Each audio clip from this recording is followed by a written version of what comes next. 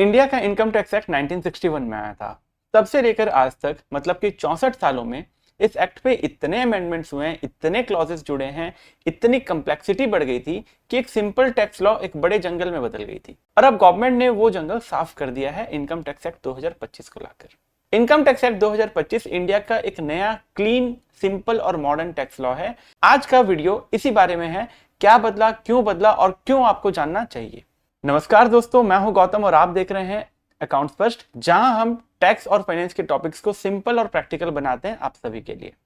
इस चैनल पे हम रेगुलरली इनकम टैक्स एक्ट 2025 के नए प्रोविजंस कवर करते रहेंगे, section by section, concept by concept. तो अगर आप चाहते हैं कि कोई भी अपडेट मिस ना हो तो अभी सब्सक्राइब करो और बेल आइकन को जरूर दबाना। अब सीधे आते हैं आज के टॉपिक पे। तो चलिए पहले समझते हैं नया एक्ट क्यों लाना पड़ा। 1961 का ये एक्ट जब आया था तब एकदम रिजनेबल था, लेकिन 60 सालों में उस पर हजारों अमेंडमेंट्स हुए। हर अमेंडमेंट के साथ नई प्रोवाइजोस, नई एक्सप्लेनेशंस, नई क्रॉस रेफरेंसेस जुड़ते चले गए, जिसका रिजल्ट हुआ 819 सेक्शंस, 14 शेड्यूल्स और लगभग 900 एक्सप्लेनेशंस। मतलब कि एक ऐसा लॉ बन चुका था जो पढ़ने में ही एक इंसान को पूरा एग्जॉस्ट कर दे। तो गवर्नमेंट ने डिसाइड किया कि अब इस स्ट्रक्चर को उठाओ और एक फ्रेश स्टार्ट करो, और यही है इनकम टैक्स एक्ट 2025 का, जहां इसका जन्म हुआ। सबसे पहली और इंपॉर्टेंट बात, क्या नया टैक्स आया? बिल्कुल नहीं, यहां कोई नया टैक्स नहीं आया। इनकम टैक्स एक्ट 2025 में कोई भी नया टैक्स नहीं है। टैक्स रेट्स वही हैं, टैक्स पॉलिसीज वैसी ही हैं, सिर्फ पैकेजिंग बदली है, अंदर का कंटेंट नहीं बदला है। ये रिफॉर्म टैक्स पेयर का बर्डन बढ़ाने के लिए नहीं, बल्कि उनकी लाइफ को आसान और इजी करने के लिए लाया गया है। तो एग्जैक्टली क्या बदला, आओ एक एक करके देखते हैं। सबसे पहले यहां पर सिंप्लीफाई किया गया है लैंग्वेज को, उसके बाद रिड्यूस किया गया है जो एक्ट के वॉल्यूम थे, जो सेक्शंस थे, उनको लॉजिकल स्ट्रक्चर में लाने की कोशिश की गई है।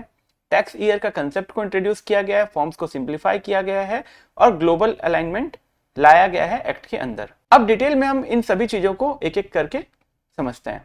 सबसे पहले लैंग्वेज सिंपल हुई है। पुराने एक्ट में हर सेक्शन के नीचे प्रोवाइजोस और एक्सप्लेनेशंस की लाइन लगी होती थी। नए एक्ट के अंदर इन्हें हटा दिया गया है या फिर मेन टेक्स्ट में ही इसे मर्ज कर दिया गया है। अब जहां पॉसिबल था वहां तो टेबल्स और फॉर्मूलाज को ले आए हैं, और जितने भी वर्बोस पैराग्राफ्स थे उन सबको हटा दिए हैं। वॉल्यूम सिग्निफिकेंटली यहां पर घटा दिया गया है। 819 सेक्शन से पहले अब 536 सेक्शन हैं। इनकम टैक्स रूल्स 511 से घटकर अब 333 हो चुके हैं, और जो फॉर्म्स थे 399 वो अब घटकर 190 रह गए हैं नए एक्ट के अंदर। ये कोई छोटी बात नहीं है। आप अगर देखो तो यहाँ 35% तक का रिडक्शन हुआ है ओवरऑल कम्प्लेक्सिटी के अंदर पूरे एक्ट में। रिलेटेड प्रोविजन के साथ यहाँ पर एक्ट को बनाया गया है। पुराने एक्ट के अंदर एक ही टॉपिक के प्रोविजन अलग अलग बिखरे हुए दिखाई देते थे। नए एक्ट में रिलेटेड टॉपिक्स को एक ही जगह कंसोलिडेट करके दिखाया गया है। जैसे टीडीएस के सारे प्रोविजंस अब एक स्ट्रक्चर्ड टेबुलर फॉर्मेट में आपको देखने को मिलेंगे। पहले क्या होता था कि जो टीडीएस के जितने भी सेक्शंस थे वो आपको अलग अलग सेक्शन वाइज दिखाई देते थे, और सेम उसी तरीके से चैरिटेबल ट्रस्ट के जितने भी रूल थे अब वो एक ही चैप्टर में आपको देखने को मिलेंगे, जहां पर पहले आपको अलग अलग जगह अलग अलग चैप्टर में अलग अलग सेक्शन के साथ आपको उसे रीड करना पड़ता था। इसके बाद आता है टैक्स ईयर का कंसेप्ट। टैक्स ईयर का कंसेप्ट आया, ये बिगनर के लिए बहुत ही बड़ा रिलीफ है, क्योंकि पुराने एक्ट के अंदर प्रीवियस ईयर, असेसमेंट ईयर, ये दो अलग अलग ईयर का कंसेप्ट हुआ करता था, जो कि बिगनर्स को बहुत ज्यादा कंफ्यूज करता था। अब सिर्फ एक कंसेप्ट है टैक्स ईयर, यानी कि 1 अप्रैल से स्टार्ट होगा, 31 मार्च पे खत्म होगा। डायरेक्ट, क्लियर और अब कोई कंफ्यूजन नहीं है इसमें। फॉर्म्स और जो कंप्लायंसेस थी उन्हें अब सिंप्लीफाई कर दिया गया, ऐसे गवर्नमेंट का कहना है।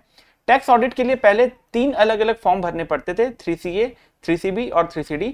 अब तीनों मर्ज हो गए हैं और एक सिंगल फॉर्म 26 में आ चुका है। एक फॉर्म, एक सबमिशन, कंप्लायंस इतनी आसान होनी चाहिए थी। इसके बाद जो ऑब्जेक्टिव आता है वो है ग्लोबल स्टैंडर्ड के साथ अलाइनमेंट करना। नए एक्ट का ड्राफ्टिंग स्टाइल पूरा मॉडर्न और इंटरनेशनली अलाइंड है। इसका सीधा फायदा यह है कि इंटरप्रिटेशनल डिस्प्यूट और लिटिगेशन अब कम होंगे, जो टैक्स पेयर और गवर्नमेंट दोनों के लिए एक बड़ी प्रॉब्लम थी। और अब अगर मैं समरी में आपको बताऊं तो इनकम टैक्स एक्ट 2025 का ऑब्जेक्टिव सिंपल टैक्स सिस्टम था, जो प्रेडिक्टेबल, ट्रांसपेरेंट और इजी टू कंप्लाई हो। यह सिर्फ लॉ का एक नया एडिशन नहीं है, ये एक कंप्लीट ओवरऑल है जिसमें कॉमन सिटीजन को ध्यान में रखा गया है और एक पूरे के पूरे इनकम टैक्स एक्ट को वापिस से रिस्ट्रक्चर किया गया है। ये तो एक शुरुआत थी। आगे की वीडियोस में हम chapter by chapter, section by section नए एक्ट को कवर करेंगे पूरे डिटेल में, पूरे प्रैक्टिकल एग्जांपल के साथ। अगर आप चाहते हैं कि ये सब अपडेट आपको मिलती रहे तो इस चैनल को सब्सक्राइब करो, बेल आइकन को दबाओ और ये वीडियो उन लोगों के साथ शेयर करो जिन्हें टैक्स लॉ रेलिवेंट लगता है और जिन्हें अभी इनकम टैक्स और आगे भी पढ़ना और सीखना है। और अगर आप सिर्फ वीडियो से आगे जाना चाहते हैं, एक स्ट्रक्चर्ड कंप्लीट मास्टरी चाहते हैं इनकम टैक्स एक्ट 2025 की, तो मैं लाया हूं आपके लिए स्पेशली डिजाइंड एक कोर्स। इस कोर्स में आपको मिलेगा इनकम टैक्स एक्ट का पूरा section wise coverage, 80 hours plus के कंटेंट और प्रैक्टिकल इनकम टैक्स रिटर्न्स कैसे फाइल करते हैं उसकी गाइडेंस। ये कोर्स हर एक सीए स्टूडेंट और हर एक सीए ऑफिस के आर्टिकल्स और इनफैक्ट हर एक सीए या अकाउंटेंट के लिए है जो अपने आप को इनकम टैक्स एक्ट 2025 में अपडेट करना चाहते हैं। कोर्स का डिटेल्स आपको डिस्क्रिप्शन में मिल जाएगा, अभी जाओ और चेक करो और अपनी प्रिपरेशन को एक सॉलिड फाउंडेशन दो। ये था आज का वीडियो जिसमें हम आपको बताया कि इनकम टैक्स एक्ट 2025 का ऑब्जेक्टिव था और क्या बदला। आप कमेंट में बताओ इस नए एक्ट के बारे में पहले से पता था या आज पहली बार सुना। मिलते हैं अगली वीडियो में, तब तक के लिए कीप लर्निंग।